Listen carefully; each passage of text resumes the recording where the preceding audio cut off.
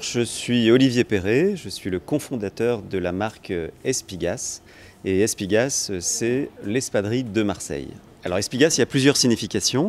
Ça veut à la fois signifier l'espadrille du gaucho, puisque c'est un peu l'origine de la marque, mais c'est aussi l'espigaou, donc l'épilé de blé en provençal. Espigas, c'est une aventure familiale au départ, puisque en 2013, ma femme et nos 5 enfants, on a décidé de quitter un peu la vie confortable qu'on avait, de quitter nos emplois respectifs pour partir tous ensemble une année à travers le monde. Et on a donc acheté un camping-car aux États-Unis et pendant un an, on a voyagé à travers 17 pays, de l'Amérique du Nord, Amérique centrale, Amérique du Sud, jusqu'en Terre de Feu, jusqu'à Ushuaia.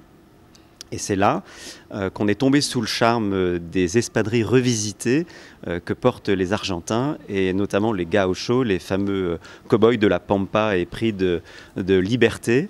On est tombé sous le charme de ces chaussures rustiques, chaussures de travail, mais à la fois élégantes et très confortables.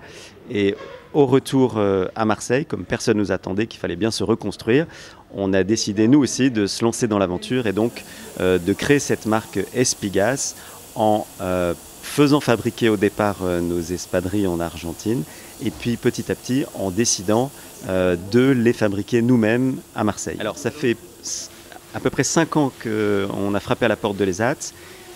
On a eu 2 ans, un peu plus de 2 ans de formation sur place, parce que c'est vrai qu'il y a quand même un savoir-faire qu'il faut acquérir. Et ça met un peu plus de temps avec ces personnes en fragilité. Donc pendant 2 ans, en fait, on est resté à leur apprendre les gestes, toute la technicité pour fabriquer nos chaussures. Et ça fait donc maintenant à peu près 3 ans qu'ils ont cette autonomie et que l'atelier fonctionne, et qu'ils ont cette capacité à fabriquer tout seuls sans qu'on soit derrière eux nos espadrilles et nos tenisses, parce que c'est bien de ces 2 produits dont on parle qui sont fabriqués à l'ESAT. Aujourd'hui, c'est encore difficile puisqu'on a parcouru qu'une petite partie du chemin, on reste encore un petit atelier, mais en tout cas c'est possible.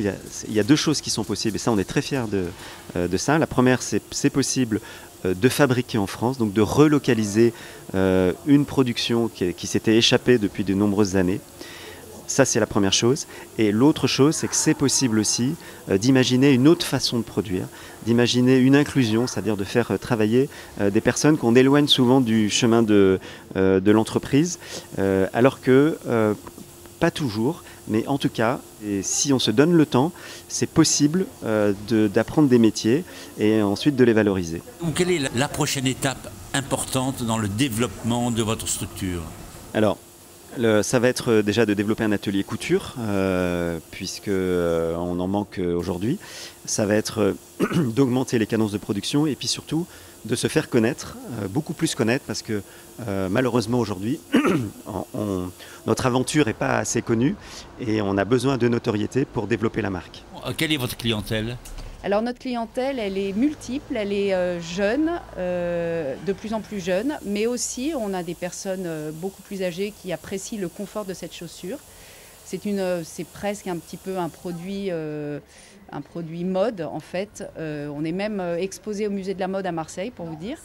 Notre clientèle, elle est donc à 50% marseillais, des Marseillais très fidèles, et 50% de touristes, français ou étrangers, qui arrivent à Marseille avec des chaussures en cuir et repartent avec des Espigas au pied. D'où viennent les phrases clés qui sont imprimées sur les semelles ? Les phrases clés sont liées à une petite joke de départ qui disait nous, on crée une espadrille différente, on va pas marcher pour que les gens ne marchent pas bêtes comme leurs pieds.